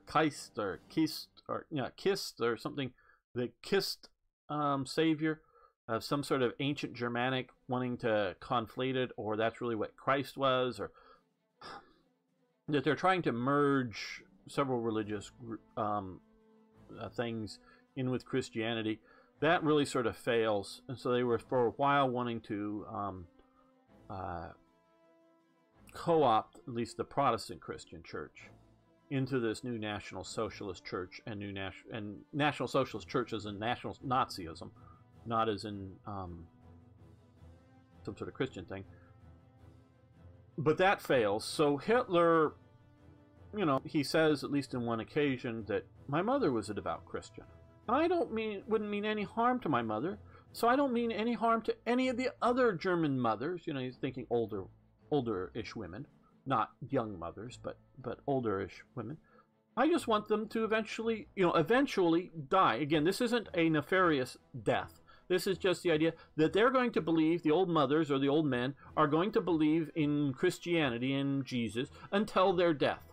But at some day they're going to die. What he wants to do is the children, particularly, these age children, and, definitely, age 6 and up, want to get them without their parents. And wants to pull them out of religious education, wants to pull them into various Hitler Youth and KLV and NSV. You look at some of the NSV organizations, ooh, they're nasty. And really change the identity of these German children and their belief systems. This is very much a program to pull them away from their parents. This is very much a program to pull the young mothers away from families, because a lot of these young mothers had their men in the armed services, so they are often living with either the father's parents or their parents. And so the children and them, as young as 20-somethings, still fairly young and impressionable, they wanted to move them away from that sort of Christian-based element to moving to these other sort of camps in which they were going to give indoctrination and make them dependent for their livelihood and for the support of their children on the state. I'll jump to modern politics. And recently you may have heard some of the controversial comments that Hillary Clinton made recently in India, and how American and Trump tapped into the Americans wanting to go to the past. It's the past, and that's segregation, and that women in the home, and all the evils of the American past, as opposed to the Ozzie and Harriet kind of past, where there was no segregation in Ozzie and Harriet, or in the old Andy Griffin show, or whatever. It's just the old values. You see, she wants to paint the past as bad, and so married women vote as their husbands wish, and single women vote for Democrats. Yeah, that's the key. If a woman is dependent upon the state for her support for her and her children, and it could even be that she has a job, but she's depending upon the state or the union to make sure that she has time off to take care of her children, to make sure that her job is, because maybe it has to be a part-time job, or if it's a full-time job, that there's a state organization that has daycare to take care of their children while they're working. If it's the state who has to take care, dependent upon it, how is she going to vote? For more state support for her. Where if it is a family situation, and in which they're dependent upon the family for support, oh, the wife has to work? Fine. The grandparents can watch the children. Or if the wife is working and the husband is out of work, the husband can watch the children. It may not always be the Ozzie and Harriet ideal of, and I know maybe you Europeans are lost in some of this, but the ideal that the husband is working and the wife is at home taking care of the children because the husband makes enough money to have a house, have an automobile, and have a good life, and the wife doesn't need to work to make money. You know, that's the ideal. That's the ideal that doesn't have to work. Can work, but that's the ideal that the Republican sort of one is the man goes to work. No, it doesn't have to, because again, maybe the woman wants to work and the husband can stay at home. That's up to the individual family. But the ideal is that one wage earner should be able to make enough to support the entire family. Now, of course, if you have 12 children, it might be a bit difficult. But if you have the standard 2 children, the ideal is that they will be able to make enough to support the other spouse, I'm trying to be gender neutral, and say 2 children on one wage earning situation. Where the Democrats want maybe required to work, but to depend upon the state for a level of support. This is progressivism. This, both. What I'm talking about with the National Socialist and talking about modern democratic progressivism. And if you think, well, I'm a Democrat and I disagree with that, you know, or I'm not trying to break up the family. Yeah, you're not. It's the elite thinkers and the politicals are. And so that's the society that they're trying to build. And this is going on. And so there is a lot of disruption going on. And there are parents that track their kids down to these various camps. And because they aren't, to the best of my knowledge, you know, ringed in barbed wire with armed guards around them, a lot of parents come and snatch their children away. And a lot of the mothers with children leave their official camps. And this is why he's very right in saying that these numbers are estimates, because the Nazis, even with all their records, don't necessarily tell.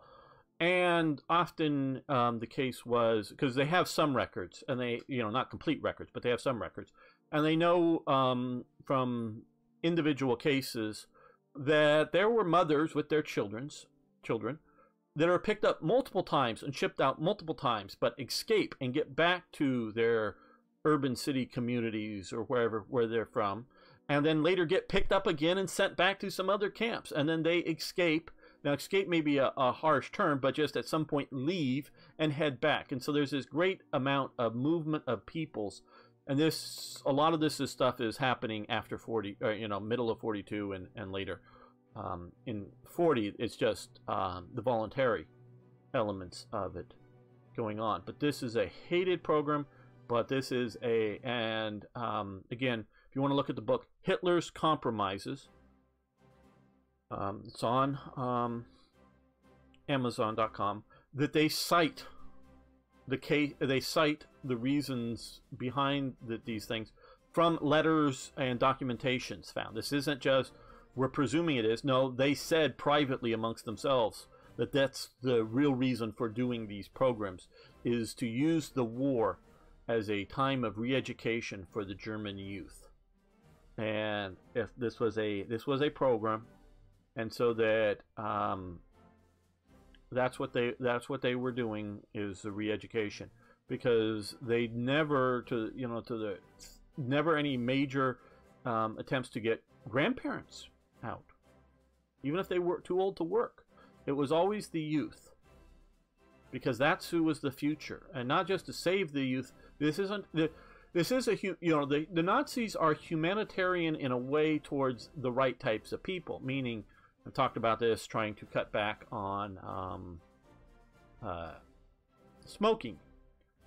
It's basically unable to get abortions if you're an Aryan woman. I say basically because I don't have all the facts on it, but it's very easy to have a child, and even in secret, and give that child up to the state, because the state wants that Aryan baby, and so it wants the population growth. And so if you're the right type of person, abortions are a big no-no. But they want to, and they really sort of, and you can look at a bunch of the letters, including letters to parents and letters to others, with the BDM girls, a bit older than these girls here, wanting to get pregnant for the Fuhrer, unmarried. These are like late teens, 16, 17, and wanting to get pregnant by, just random Hitler Youth boys, and not trying to hook up to have a family, as finding the husband. It's just get pregnant for the Fuhrer. And so this is commonly accepted in the camps and promoted in the camps. Again, that's for a bit older boys and girls.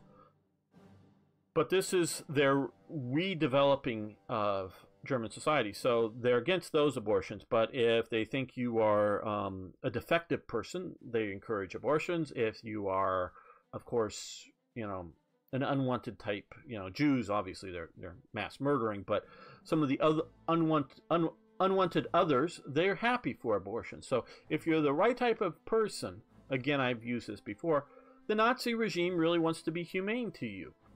Now, they may have ulterior motives in many cases, and sure, they didn't want the German youth to be blown up and I'm not in no way saying that they didn't care about the German youth in the sense that there was no want to save them from the bombing motive. But if you look at the way that they do this compared to, say, Britain, it's the camps that they set up, including 1 million KLV camps. Now, I'm sure that that's a bunch of camps that get shut down and new ones open up, within that time period going on. And some of the camps maybe have 6 people that are considered a camp, and other camps have 600 people. I don't know. But that's a lot of camps, and they are running that, as opposed to, say, in Britain, where there was basically no camps for children, and they were sticking them onto the standard populace and putting them into standard local schools. And then I've been reading of some of the stuff that overstrains a lot of the local schools. They don't have enough school materials and whatever else, and they're trying to make do. But it's the same teachers. There's no attempts at re-education where there's really strongly. So there's massive ulterior motives. So this is sort of, well, how do I put this? And again, please, I may be overstating this, and this is just my views, Germans, but post-World War II, there is a big effort in one fashion or another, and there's sort of a West German, ultimately, and an East German fashion of trying to whitewash, if you will, the Nazi past in Germany. Now you go, oh, but they talk about the death camps and that. Yeah, they want to blame the SS and the few evil people. The SA gets to, oh, it was mostly just a drinking society after 1934 and Rome's gone. And so just, hanging out, old party dudes hanging out, having beer and marching around in uniforms on special days. And that's all it really was. And which, if you look at the Stormtroopers, A New History that I've just recently read, they talk about all the war crimes they were involved with, and in large scale war crimes and other crimes. And so, they try to, and in different ways, just because Grandpa or whoever at the time was an SA member, he wasn't one of the real bad ones. No. Or, oh, you're just a party member. Well, you needed to be a party member to get a good job, because all the factory managers were party members. And so if you wanted to hope to be it, I really didn't believe in all the evil stuff that the Nazis said, just that they wanted to renew Germany, and I got duped by Hitler. And so I was just, joined the party. But, oh, what's this NSV? Oh, it was just to help the children. I was just doing it to help the children. If you start looking at some of these organizations, they were pretty nasty. Pretty nasty organizations. And so there were lots of Germans. And I'm not saying mostly people that were the NSV were committing war crimes. They were sort of a nasty organization. And so that a lot of people living today will have had ancestors that aren't involved in the core evil war crimes, but they were part of this system. And so Germans, I'm sure, are still dealing with this. And I'll be quite honest with all of you Germans out there, and I know there's a lot of you watch, and maybe a few will unsubscribe when I say some of these things, but I don't know how you're dealing, really, because I don't, it's something I haven't gone through, so I can't say or understand how you and your society is dealing with it. And I do, from some of my readings, know that sort of dealt with a little bit different in East Germany versus West Germany. And I think in Austria it was, oh, those are the Germans, we're Austrians, we had nothing to do with it, kind of thing, and trying to bury it and whatever. So I'm sure it's something that, again, I as a person have not had to deal with and don't really know too many. I've known a few people that are descended from Nazis. And I don't mean just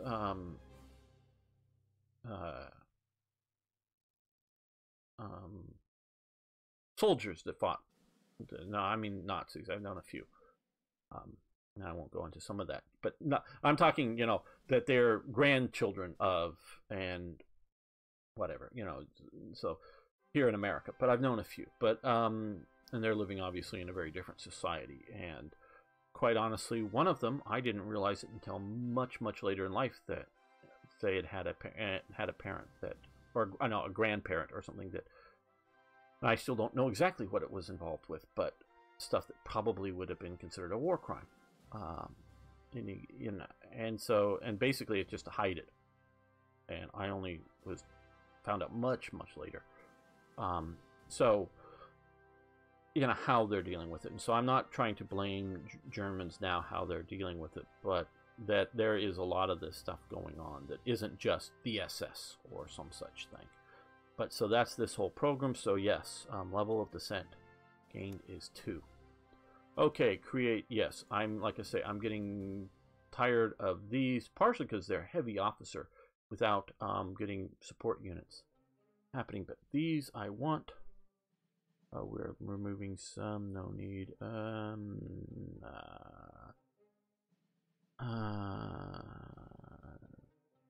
Yeah. Okay, send in the Ordnungspolizei into our conquests in the West, establish part of the regime. Oh, good. France, we want that. And Norwegian military. This is now the military controlling that there. Wartime roles of the Reichsarbeitsdienst Weiblichen that's at the beginning of World War II. The RAT became compulsory. Excuse me, a little bit of hiccups there. The RAD became compulsory also for young women. It lasted half a year. Many young women became Blitz maidens, basically, during World War II. And that's, well, this is, looks like mostly railway here stuff. Well, I don't know, but they do a lot of various wartime roles. Like, and this is, I believe, is revolverheld stuff. And sorry if I'm getting some of this stuff wrong. A lot the RAD, what is it, WJ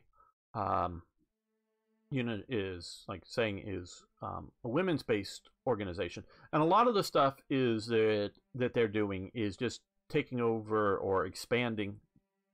But in both cases, I think true, taking over, because some of the men the RAD are now like building, combat roads and fixing bridges in more of a combat situation. So in some cases taking over, and some cases just expanding heavily the growth of, farming capacity. That's a big core element of the RAD. and going on. But as they say, the Blitz Madel, or however you would want to pronounce that, the umlaut sort of throw me, and other types, and those are like flak helpers and others that are sort of domestic combat jobs and other things. So a bunch are doing that. So this increases by 25 armed manpower. Good. Okay. Romania arrests British citizens. Okay. Allied sabotage networks had infiltrated for a longer period the oil fields in Ploiești region. During the battle for France in June 1940, the Wehrmacht captured a Franco-Allied plan. French Allied plan. And a list of saboteurs in Romania who had the task to reduce the vital Romanian oil supply to the Reich. In July, Romania was pressured by the Reich to expel around 50 foreign experts from the Romanian oil industry, while the Abwehr continued to monitor the remaining British engineers and employees in Romania. In September, almost all the British subjects were driven out of the country or arrested. Amongst them, indeed, were some SOE agents. Yes, this, I hadn't really heard that before, but I did know that a major supplier of British oil, or oil in Britain, or whatever you want to call it, was coming out of Ploiești here, out of Romania. So that would seem likely that there were British involved, and all, engineers and other people involved in that if you're looking at the supply. So, of course, Britain shifts to other supplies, including America, further away. Takes longer to ship them, but so we lose some money, improve relations with Romania, which would help us even more if they weren't already in the Axis, but good. Okay, British Operation Catapult. Again, the reason these don't have images, I believe, is because revolverheld very kindly gave me this early look at it. And I'll tell you what, and I hope he isn't upset at a lot of my criticisms of these things, because some of them, like that youth stuff, I'm not saying that what he is saying is, I'm saying it's the sort of rosy view of the organizations. Doesn't mean it isn't true after a point, but I'm criticizing that. But it's also looking at some of this other stuff that I wish I would have had. Because quite honestly, I got, and it feels really good, a lot of, hey, TRE is great, I love it. It's doing great. I love it. Going great. And that makes me feel great, but it doesn't necessarily help to have somebody going through and sort of looking at things and saying, oh, this is too much dissent, or this is too little, or this, and yes, I did have bug reports, and they were extremely helpful. So I'm sort of, in a way, criticizing GGA as if I would want someone to criticize TRE, go through, and which may change the text descriptions of events, may not, or whatever, because I may go, yeah, you're sort of right, but and there may be various reasons that I'm not going to go there on some things. So, the British tried to persuade the French authorities in North Africa to continue the war, or alternatively to hand over the fleet to British control. The French Atlantic ports were in German hands, while the British needed to keep German surface fleet out of the Mediterranean to confine the Italian fleet to the Mediterranean. Block the Ports Admiralty was against an attack on the French fleet, since if not enough damage was done to the ships, the Vichy would be provoked into declaring war, and the French colonial empire as a result become hostile to the Free French forces. I don't know if I'm going to read all of this. Many vessels. Operation Catapult was an attempt to take these vessels under British control or destroy them. The French ships in Plymouth and Portsmouth were boarded without warning on the night of the 3rd of July, 1940. Other ships were captured, including the old battleship Paris and Corbeil, the destroyers Triomphant and Leopard, and 8 torpedo boats, 5 submarines, and a number of lesser vessels. The French squadron in Alexandria, including the battleship Lorraine and heavy cruiser Schiffen, and 3 modern light cruisers were neutralized on the spot. So this is sort of a coordinated,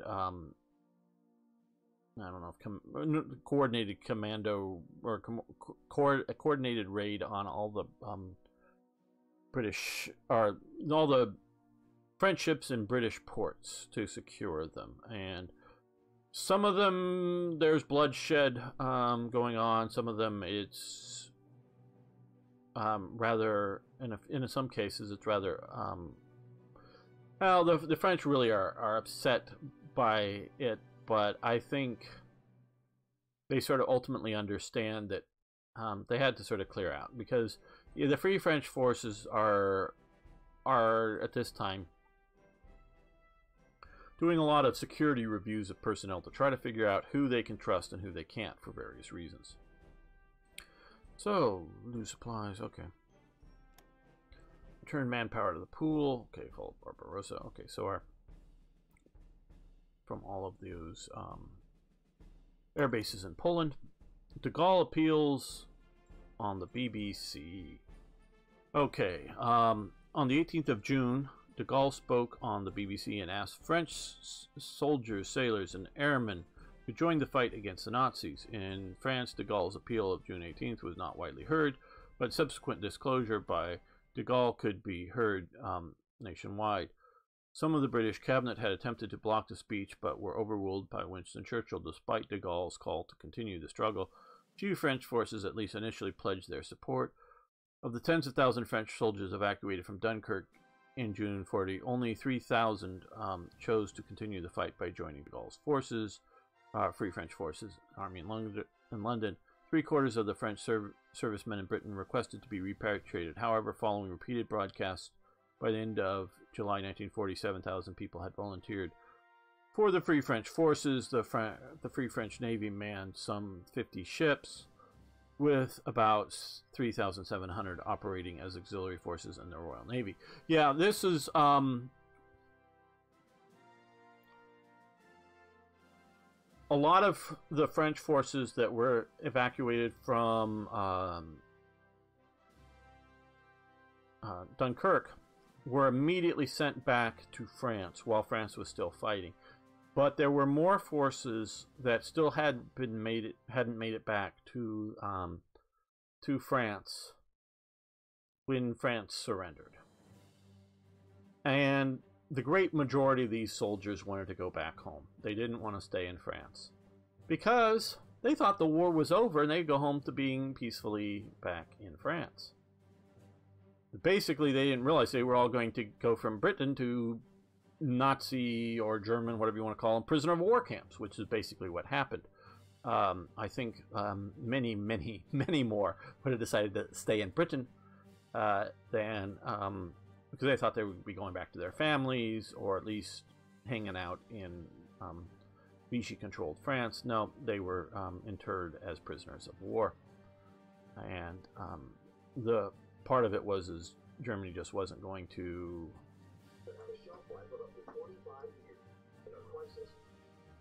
Sorry about that. Well, the episode's going long, but I want to get through these. The Germans weren't going to chance whether these guys would become guerrilla warfare people or how much they were infiltrated by, if you will, people that were supporting Vichy. So, okay, Northern France partisans. Okay. De Gaulle establishes Free French Forces. The Free French Forces of the government in exile continue to fight against the Axis powers, one of the allies after the fall of France. Set up in London in June 1940, the initial Free Frenches comprised the 1st Free French Division, a small Free French Air Force, a widely dispersed Free French Naval Forces, and the French resistance branch called French Forces of the Interior, all giving allegiance to General Charles de Gaulle. Throughout the period of 1940 to 43, small beginnings grew into more solid size. Only after the seizure of West and North Africa, colonial holdings from Vichy, the Free French Forces could be built up to a full-fledged army. Naturally, it relied most exclusively on supply of Allied war material. Only the necessary manpower could be contributed from Free France alone. Okay, so this is de Gaulle. The story, as I understand it, de Gaulle is, as France is crumbling, he is gaining more and more stature, and think he may even to some degree enters the French government or higher command. I forget exactly what.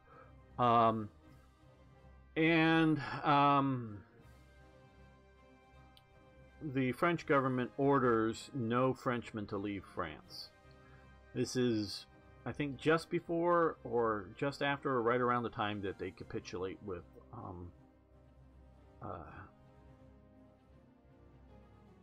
Germany. And so at least some Frenchmen sort of escape, claiming to be Poles and other things, because they were allowing out through some of the, well, before the German effectively occupied down here, but even after Vichy France happens, they're allowing ships that coming in and hauling it, sort of like hauling these kind of guys out, hauling out a lot of other nationals out of France, including civilian types, you know, Americans and whatnot, you know, that are neutrals, but including, you know, Poles and other things. One of the Polish divisions gets out to Britain. The other Polish division that was sort of in the Maginot Line at the time sort of fights its way out and escapes and becomes interred in for the rest of the war in Switzerland. Obviously, we captured them when we invaded here. So Churchill is, because for a while they have it, I think it's out in, what is it, La Rochelle or Bayonne or somewhere out here is where or is it here, Nantes? I don't know. One of these places along the coast is where the French government moves for a while before it moves to Vichy. Is out here, and Churchill is bouncing back and forth once he's prime minister, trying to keep the French into the fight. The French actually fight harder and better after Paris is taken. Even though the war is sort of kind of known to be fought, the shock is sort of over, and there's a lot of disbelief before Paris falls. You know, so the whole, you know, racing towards Dunkirk thing. They can't be here. They just can't be here. It's impossible. It's these reports by General so and so that there's German panzers here are just impossible. You know, it's like as if you know, somebody's reporting space aliens are landing. Space aliens are everywhere. All the reports are, no, there's no such thing as space aliens. They can't be here. There was that kind of level of disbelief in a lot of the French various authorities, and so they don't believe that there's such a hard panic that they're sort of losing the war. Eventually that does sink through, so they start actually fighting harder. The sort of second element of the German campaign is actually harder fought for the Germans, they feel. Well, so Churchill's trying to keep them in. Churchill eventually realizes and knows that no way is France going to be held. And he tries to get the French to keep fighting, you know, in exile, go down in North Africa is sort of the big thing for him. And get the French fleet out, get whatever French air forces out, just evacuate what you can evacuate, bring the armies out, and we'll continue the fight and we'll support you. Well, the French government just doesn't want to do this for various reasons. Now, we can go into them sometime, but they're various reasons. Including it's a lot divided, and they think they can negotiate with Hitler and think they can get things back, and they think, well, we've lost the war, or, you know, once the war is fully over, yeah, it's like in one of the events I noticed, yes, has happened, and so it's going to go to this border and things are going to be okay. Well, I don't think it was, but that's what they're sort of hoping. So de Gaulle travels with Churchill to the airport to see Churchill off. This is what everyone knows. He's shaking sort of hands with Churchill. Everybody's standing around. And just as the plane is about ready to leave, de Gaulle jumps on it and the airplane takes off. That's how de Gaulle escapes France, because they would not have let de Gaulle defect if it was known that de Gaulle was going to defect from the... Basically, he deserts. I mean, it's a clear case of desertion. De Gaulle just straight up is a deserter. I'm not saying that in a bad sense. I'm saying that in a legal, technical sense. He just deserts his post, deserts his country, because theoretically he's supposed to suffer through with his country and help do the best. But he deserts and goes rogue, as it were. And so this sets all this stuff up. It was not well planned, not well done. The French do this badly. Okay, France loses. This isn't Free French, but France. Okay, so then they also get some forces. Cool. Revolverheld, you're doing cool. Doing good. That down here? Wonder. Don't see it down there if we would see it. Maybe that showed up in Britain, but we wouldn't see it. Cool, that's doing really well. Okay, thanks all for watching. Thanks for liking the videos. Please post questions, comments, suggestions, ideas, corrections. I love hearing from you. See you next time for more Hearts of Iron.